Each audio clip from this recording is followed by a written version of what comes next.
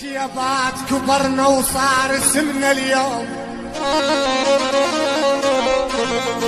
شيبات عم عاين بالمراية وشفت،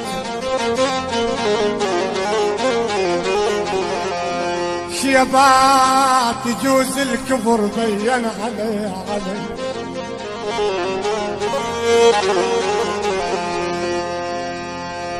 يا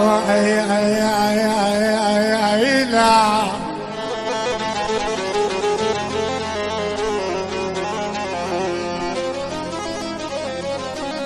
بلا طيبك وصاحب صدق طيب، بلا طيب اكو صاحب صدق طيب، بلا طيب واكو صاحب حقير ابن الحقارة، اكو صاحب يفكك من حل